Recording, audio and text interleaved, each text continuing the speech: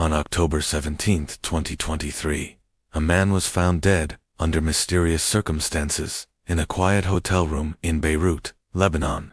That man was Abu Zahid, a senior Hamas tunnel engineer, whose death would unravel a story of espionage, betrayal, and international intrigue. The hotel stood near the Mediterranean coast, its marble floors polished, its corridors silent. Staff reported nothing unusual until noon, when repeated knocks went unanswered. A master key opened the door to a scene disturbingly calm, almost staged. Abu Zahid lay on the bed, fully clothed, hands folded near his chest. There were no signs of struggle, no blood, no broken furniture. The air conditioner hummed steadily, indifferent to the gravity of what had occurred overnight. Local authorities arrived within minutes, joined by plainclothes security officers. Initial assessments suggested natural causes, perhaps cardiac arrest. Yet, whispers began immediately, carried through radios and glances, because men like Abu Zahid rarely died quietly. His passport showed recent travel through multiple countries using legitimate documents. The room showed professional discipline, no personal clutter, no fingerprints of panic. For seasoned investigators, the absence of chaos was itself a warning sign. Within hours, word spread through intelligence channels across the region. A high-value Hamas engineer had been eliminated in a foreign capital, without gunfire, without explosions, without witnesses. The silence surrounding his death was deafening. Abu Zahid was not a battlefield commander. He was something far more dangerous. He designed the underground arteries that allowed Hamas to survive bombardment, smuggle weapons, and disappear beneath cities like ghosts. His knowledge reshaped asymmetric warfare. For Israel, these tunnels represented strategic nightmares, invisible threats beneath civilian terrain. Every meter of reinforced concrete he designed prolonged conflict and increased casualties. Removing him meant more than revenge. It meant crippling an entire operational doctrine. Lebanon complicated everything. The country was already a chessboard of militias, foreign intelligence services, and fragile sovereignty. An assassination there risked igniting diplomatic crises, retaliatory attacks, and regional escalation few governments publicly desired. Yet the operation bore hallmarks of something precise, restrained, and chillingly confident. No bomb shattered windows. No gunshot echoed.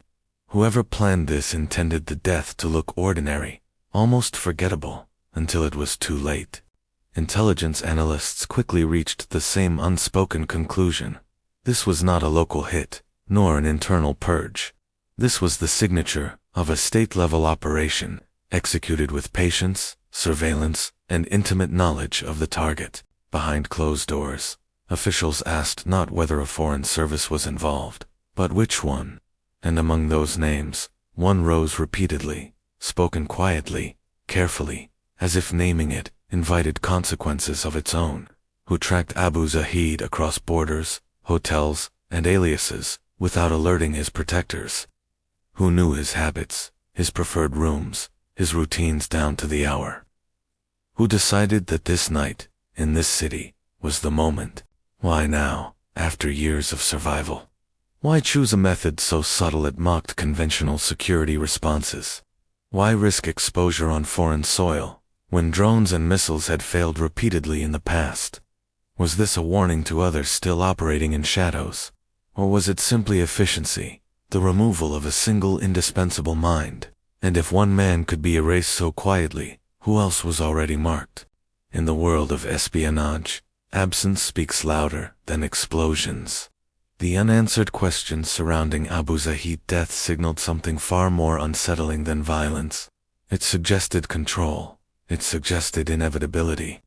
If a man could vanish without noise, without trace, without acknowledgement, what did that mean for everyone still hiding behind locked doors and encrypted phones? And who, truly, was ever beyond reach?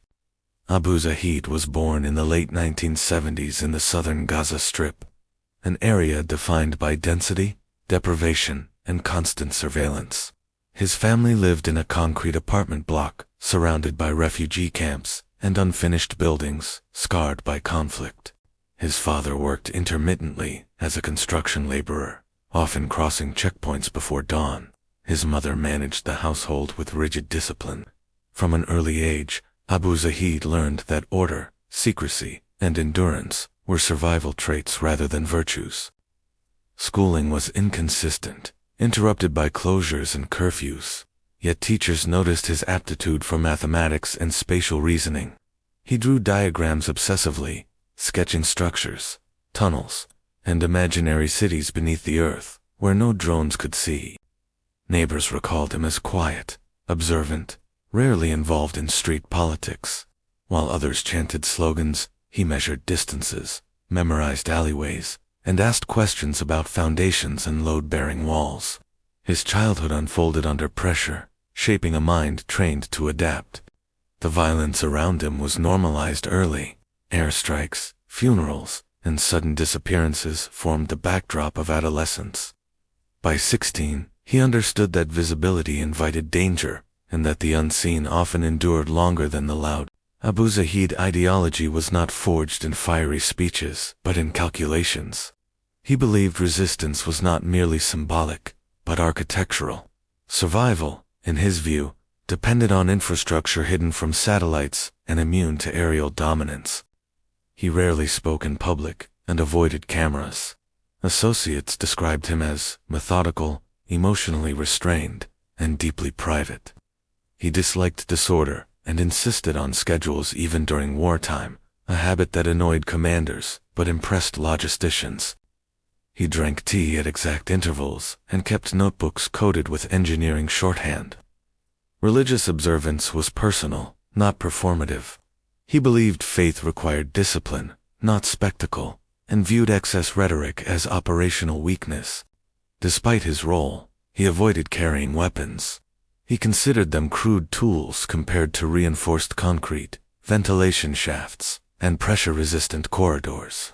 His battlefield existed underground, measured in meters and angles, rather than slogans. Within internal circles, Abu Zahid was known as the Mole, a nickname given half in jest, half in reverence. It reflected both his work and his preference for remaining unseen even by allies. Others called him the Engineer, a title he neither rejected nor embraced. He reportedly corrected no one, allowing others to project importance onto him while he maintained deliberate anonymity. He refused honors and avoided leadership titles. For him, identity was a liability. He believed names attracted attention, and attention invited death. His self-image was not heroic, but functional. Abu Zahid, transition into militancy, was gradual rather than abrupt. During the early 2000s, he began assisting local construction teams connected to Hamas, initially under civilian infrastructure projects. These projects doubled as training grounds, where he learned concealment techniques and underground reinforcement methods. Israeli incursions accelerated demand for protected movement, and his designs quickly proved more resilient than existing models. By his late 20s, he was fully embedded within militant logistics networks. He did not carry out attacks himself. Instead, he enabled them indirectly, designing passageways that allowed fighters to emerge, vanish, and survive bombardment. This role elevated his strategic value enormously. Without firing a single shot, Abu Zahid reshaped how asymmetric warfare was conducted, and in doing so, he quietly placed himself on the radar of one of the most formidable intelligence services in the world. The world that shaped Abu Zahid was forged by decades of unresolved war between Israel and Palestinian factions. Since 1948, cycles of displacement, resistance, and retaliation hardened borders and attitudes across generations. After the Second Intifada, conflict shifted from open confrontation to asymmetry. Precision air power clashed with improvised resistance. Militants adapted by disappearing underground, transforming urban geology into contested terrain beneath civilian life. Tunnels became strategic equalizers. They bypassed surveillance, neutralized technological advantages, and blurred lines between combatant and city. This subterranean battlefield redefined warfare in Gaza, southern Lebanon, and beyond. Regional wars reinforced this logic. From Beirut in 1982 to Gaza in 2014, superior firepower failed to eliminate decentralized networks. Survival increasingly depended on concealment, redundancy, and engineering ingenuity, rather than manpower alone. Israel viewed tunnel networks as existential threats, enabling surprise attacks and cross-border raids. Billions were invested in detection technologies, barrier walls, and intelligence penetration aimed at collapsing underground infrastructure. Hamas framed tunnels as defensive necessity, portraying them as shields against bombardment and siege. Support flowed indirectly from regional allies, who saw asymmetric warfare as leverage against Israeli military dominance. Lebanon occupied a precarious position. Its territory hosted multiple armed actors and foreign intelligence services. While its government struggled to assert control without provoking internal fracture, global powers issued condemnations selectively. Public diplomacy masked private tolerances, as intelligence agencies quietly accepted covert operations so long as escalation remained contained and deniable. Abu Zahid mattered because he embodied adaptation. He translated ideology into infrastructure, turning abstract resistance into physical systems that endured airstrikes and invasions. His work extended operational lifespans by years.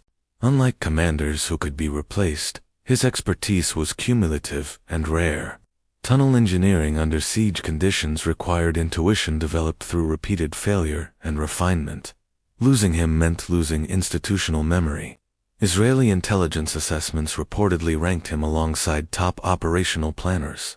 Removing him promised cascading effects, slowing construction, increasing collapse risks, and exposing future projects to detection. In asymmetric conflict, some individuals become force multipliers. Abu Zahid was one of them. His importance was not symbolic. It was mathematical, structural, and devastatingly practical. By the mid-2000s, Abu Zahid work crossed from logistics into illegality. Israeli intelligence linked early tunnel collapses to his experimental designs, while Palestinian security files noted repeated unauthorized excavations beneath residential zones, violating municipal laws and attracting scrutiny. In 2006, local authorities briefly detained him after a structural failure injured workers. He was released within days, but the arrest hardened his discipline. From that moment, he adopted compartmentalization, separating crews, locations, and knowledge to limit exposure. These early encounters with law enforcement taught him caution rather than fear. Each investigation became a lesson in evasion, teaching him how bureaucracies functioned slowly, predictably, and could be outpaced through planning and silence. Associates later claimed Abu Zahid endured short-term detention during Israeli incursions. Though records remain classified, he allegedly experienced interrogation techniques that reinforced his belief that information, once spoken, could never be retrieved or contained. Whether exaggerated or not, the experience reshaped his methods. He eliminated unnecessary communication, reduced written records, and trained subordinates to operate independently. Suffering, real or perceived, transformed him from engineer into security-minded strategist. By 2008, Abu Zahid formally joined militant engineering units, no longer operating as an external contractor. His designs were standardized, replicated, and taught to apprentices under strict protocols and rotating locations. He helped establish specialized tunnel brigades, each assigned discrete segments. No single group understood the entire network. This cellular structure mirrored intelligence tradecraft, limiting catastrophic compromise if one cell failed. His role expanded beyond construction. He advised on ventilation, masking, acoustic dampening, and collapse countermeasures, integrating engineering with operational security. His reputation grew quietly, spoken in briefings but never displayed publicly. As tunnels multiplied, their uses expanded. Weapons shipments moved undetected, fighters crossed borders unseen, and hostages vanished underground. Though Abu Zahid never selected targets, His work enabled every subsequent escalation of violence. Each successful operation reinforced reliance on subterranean tactics. Commanders deferred to his assessments before approving raids. If he warned of instability, operations halted. His calculations increasingly dictated tempo and geography of conflict. Civilian casualties mounted as countermeasures intensified. Airstrikes collapsed neighborhoods, yet tunnels endured. This feedback loop deepened his importance and hardened his resolve. He viewed destruction above ground as proof of underground necessity. In June 2014, a tunnel he designed enabled cross-border infiltration lasting 40 minutes before detection. In 2017, another network survived 3 days of bombardment, allowing safe extraction of operatives and equipment.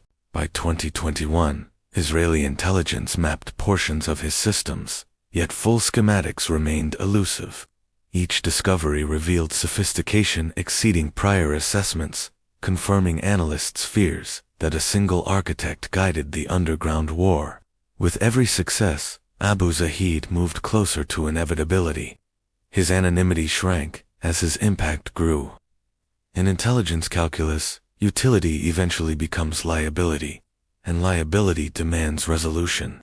By the late 2010s, Abu Zahid, names circulated quietly within classified threat matrices.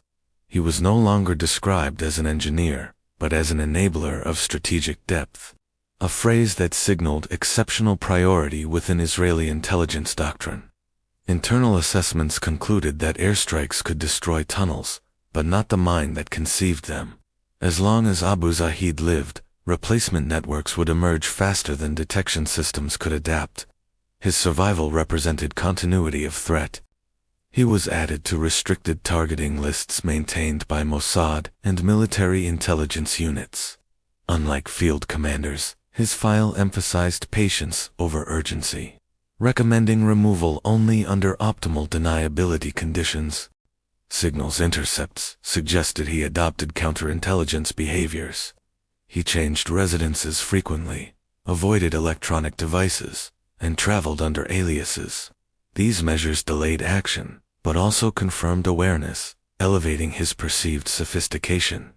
The first reported attempt occurred in 2019, when an airstrike targeted a suspected engineering hub hours after his departure. Analysts debated coincidence, but pattern analysis suggested a near miss. Abu Zahid responded by abandoning fixed locations entirely. In 2021, a poisoning attempt allegedly failed after a courier was intercepted. Details remain disputed, buried beneath denials and classification. What mattered was the shift in approach, from overt military force toward clandestine methods. Drones were considered and rejected. Explosions risked civilian casualties and attribution. Cyber operations could disrupt work, but not erase expertise. Each failed scenario narrowed options toward proximity, patience, and human access. By 2022, surveillance confirmed he sought refuge outside Gaza, intermittently, exploiting regional networks. This mobility both protected him and exposed him. Foreign soil offered anonymity, but also removed protective layers of militant infrastructure. Within intelligence circles, his fate was described as delayed, not uncertain. Files accumulated, timelines converged, and risk tolerance shifted. Political leadership signaled quiet approval for exceptional measures. Abu Zahid continued working, believing distance equaled safety, yet history suggested otherwise. For men like him, survival depended not on invisibility alone, but on the patience of those hunting him. And patience was running out. Operatives arrived separately over 4 days, landing on commercial flights from Europe and Asia. Each carried a clean legend, prepaid phones, and clothing chosen to blend with business travelers. No to shared hotels, routes, or cover stories during arrival windows. Aliases were supported by authentic passports issued by unwitting states, activated months earlier. Credit cards matched travel histories. Immigration stamps aligned perfectly. Border cameras recorded nothing unusual, which was precisely the point. Because invisibility began at customs counters, worldwide everywhere. Surveillance teams rotated shifts inside the hotel, posing as guests, staff, and contractors. Microcameras mapped corridors. Elevators were timed. Room service logs revealed patterns. Abu Zahid preference for isolation, simplified tracking. Narrowing windows to predictable nocturnal routines without external interference. On the final morning, operatives confirmed presence through door vibrations and water usage. He left briefly, returned before dusk. By evening, corridors thinned. Cameras showed no escorts. The decision threshold was crossed, initiating the final sequence under strict authorization protocols. Entry required, no force. A duplicated electronic key bypassed logs. A calibrated compound induced respiratory failure without marks. Sensors monitored vitals remotely. Everything was timed 2 minutes, ensuring departure preceded biological collapse and discovery uncertainty for plausible natural conclusions later. A cleaner nearly entered the corridor, diverted by a staged maintenance sign. An elevator stalled briefly. Radios remained silent. Heart rate spiked. Then normalcy resumed. Operatives exited singly, faces calm, blending into night traffic beyond cameras and jurisdictional scrutiny later. Abu Zahid died quietly, alone, without witnesses. The scene suggested sudden illness. No alarms sounded, no locks were broken. When the door closed behind them, the operation ended, leaving a body and a question shaped like certainty for investigators worldwide. Housekeeping entered the room shortly after noon, expecting a routine turnover. Instead, they found Abu Zahid motionless, skin cool, posture composed. Emergency services arrived quickly, but efforts were symbolic. Death had occurred hours earlier, silently and with precision. Hotel management alerted Lebanese authorities, who sealed the floor within minutes. Guests were instructed to remain inside rooms. Staff phones were confiscated temporarily. Confusion spread as officials struggled to determine whether they faced a medical emergency or a covert crime. Initial examinations revealed no trauma. Toxicology tests were delayed, complicated by diplomatic sensitivities and jurisdictional hesitation. Pathologists noted subtle respiratory failure indicators inconsistent with the victim medical history, triggering deeper forensic scrutiny under quiet pressure. The autopsy report remained classified, shared only with select security officials. Conclusions were carefully worded, citing undetermined causes. Yet privately, investigators acknowledged biochemical interference, consistent with advanced intelligence service capabilities, rather than criminal poisoning methods, commonly seen regionally. Attention shifted to surveillance footage. Analysts reconstructed movements frame by frame, identifying anomalies in hallway traffic and elevator usage. Faces appeared briefly, then vanished. Some guests checked in yet never slept, a pattern impossible to ignore. Passport records deepened the mystery. Several identities traced back to real citizens abroad, unaware their documents had been cloned. International police coordination quietly escalated, with Interpol notified under restricted channels to avoid public exposure. As leaks reached media outlets, Lebanon faced uncomfortable questions. How had foreign operatives entered, acted, and exited without detection? Officials issued denials, emphasizing sovereignty while privately acknowledging intelligence penetration beyond their control. Regional reactions were restrained but tense. Hamas accused Israel without evidence presented publicly. Israeli officials offered no comment, a silence interpreted globally as confirmation. Diplomatic notes were exchanged, carefully worded to avoid escalation while signaling displeasure. Western governments urged calm, framing the incident as undefined. Behind closed doors, intelligence counterparts compared notes, recognizing familiar tradecraft. Expulsions were considered, then postponed, sacrificed to stability and plausible deniability. The message was unmistakable. Borders had failed, secrecy had failed, and a single hotel room in Beirut had become proof that modern assassinations no longer required spectacle, only access, patience, and silence. Intelligence agencies operate as phantom bureaucracies. vast yet unseen, filing reports that never surface, and authorizing actions that leave no paper trail. Their power lies not in visibility, but in the quiet normalization of extraordinary violence across global political systems. These institutions span decades, outliving governments and ideologies, staffed by rotating professionals, bound by secrecy oaths. Policies shift, leaders fall, yet operational cultures persist, transmitting doctrine, like inherited memory, beneath official state narratives that rarely face public accountability ever mechanisms. Budgets are concealed within defense lines, oversight diluted by classification. Decisions emerge through committees without faces, signatures without names. Responsibility disperses until no individual appears accountable. Only an abstract institution acting in perpetual twilight beyond democratic reach and moral scrutiny. This structure enables operations denied publicly, yet defended privately, as necessities. Moral ambiguity becomes procedural, routinized, sanitized by language. Killings transform into authorizations, deaths into outcomes, and silence into the final layer of approval within classified governance frameworks, globally replicated. For operatives, this bureaucracy offers insulation. Orders arrive indirectly, filtered through legal opinions and political signals.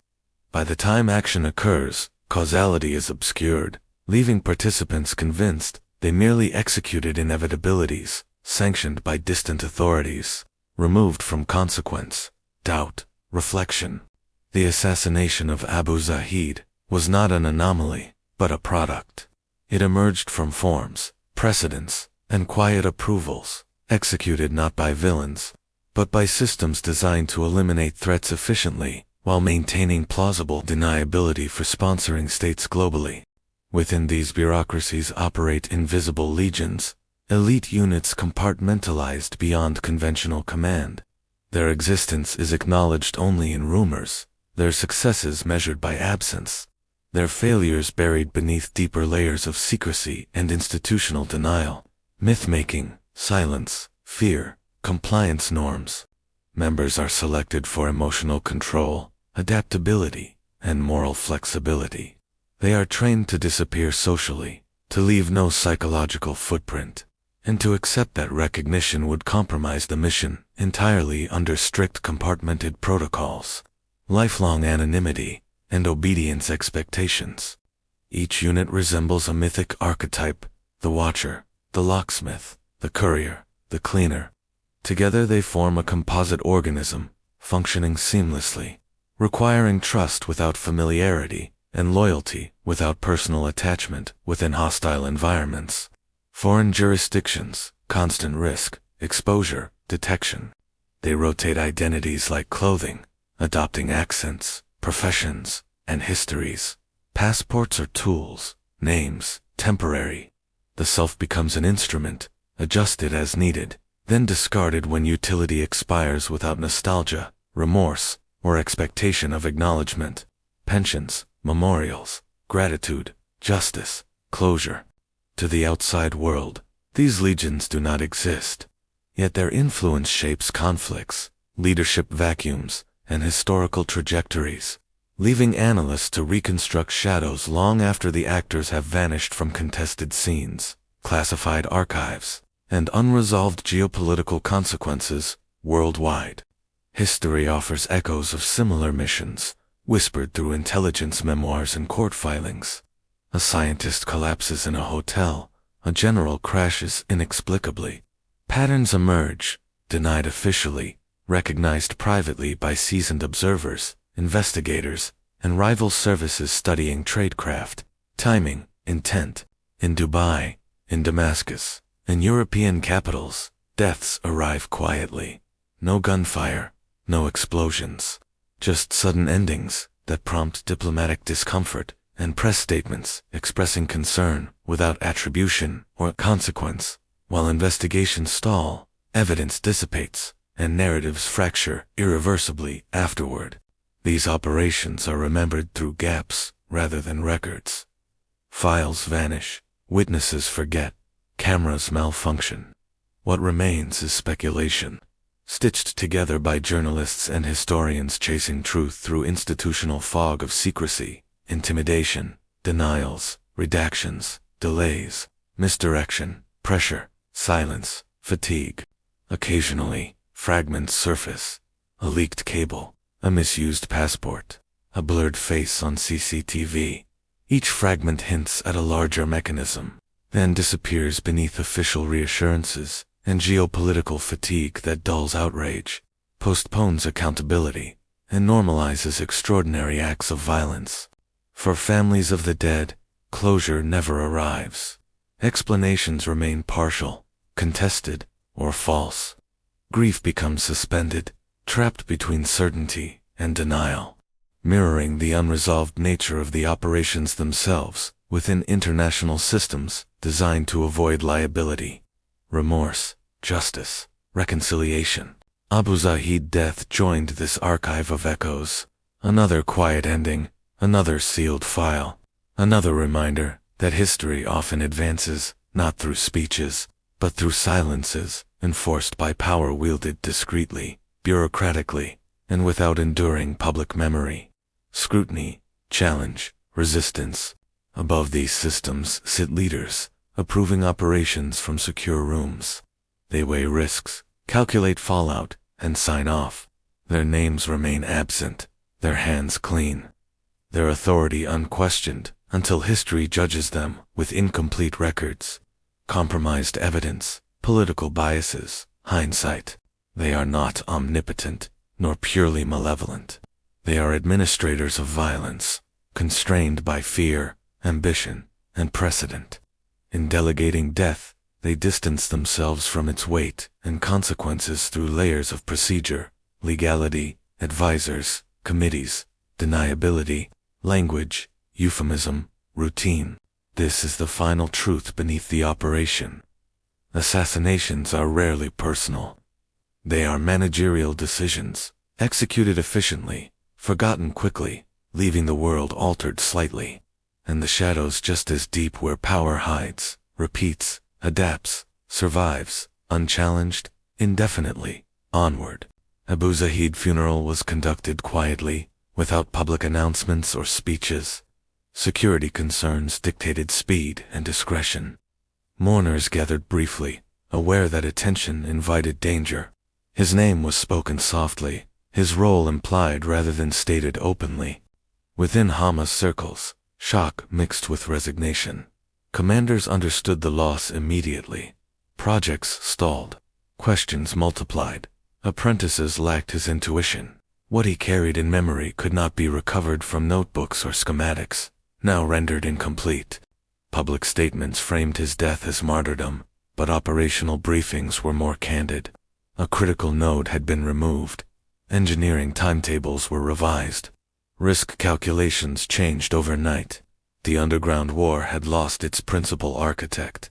In the months that followed, tunnel construction slowed measurably. Designs grew conservative. Failures increased. Israeli detection rates improved incrementally, validating intelligence assessments that Abu Zahid expertise had been uniquely irreplaceable within militant infrastructure networks. Regionally, the assassination reinforced a grim lesson. Geography offered no sanctuary.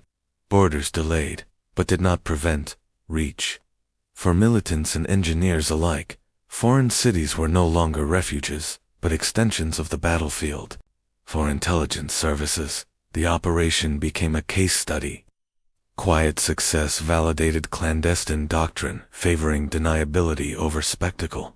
Future targets recalibrated behavior, yet also accepted a hard truth about inevitability in prolonged shadow conflicts.